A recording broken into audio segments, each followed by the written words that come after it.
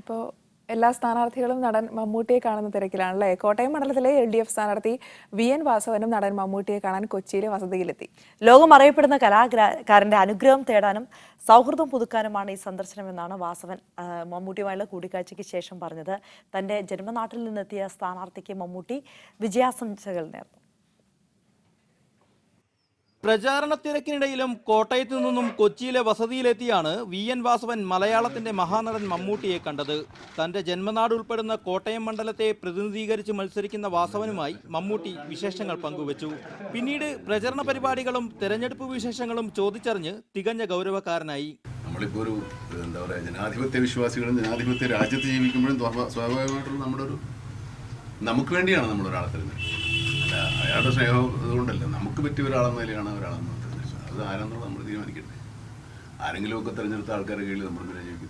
ലോകമറിയപ്പെടുന്ന കലാകാരന്റെ അനുഗ്രഹം തേടിയാണ് താൻ എത്തിയതെന്നും മമ്മൂട്ടിയുമായി സൗഹൃദം പുതുക്കാനായതിൽ അതിയായ സന്തോഷമുണ്ടെന്നും VN വാസവൻ പറഞ്ഞു.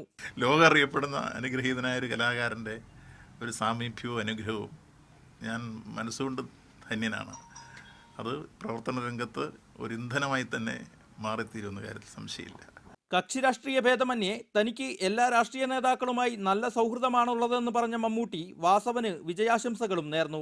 ഞാൻ പ്രവർത്തിക്കുന്ന രംഗത്ത് എല്ലാ രാഷ്ട്രീയ പ്രവർത്തകരുമായിട്ടുള്ള നമ്മുടെ ഒരു അടുപ്പവും പരിചയവും സ്നേഹവും ഉള്ളവരൊക്കെ വരും. സ്വാഭാവികമായിട്ട് അവരുടെ ഒരു ആശംസകൾക്ക് വേണ്ടിയെങ്കിലും അവർ വരും. വളരെ സന്തോഷപൂർവ്വം നമ്മളവരെ ആശംസിക്കുന്നു. അവരുടെ കഴിവനുസരിച്ചിട്ട് ജനങ്ങൾ അവരെ തിരഞ്ഞെടുക്കും. അരമണിക്കൂറോളം മമ്മൂട്ടിയോടൊപ്പം ചെലവഴിച്ച ശേഷമാണ് VN വാസവൻ തെരഞ്ഞെടുപ്പ് തിരക്കുകളിലേക്ക് മടങ്ങിയത്. Levin K Vijayan, media 1, Kochi.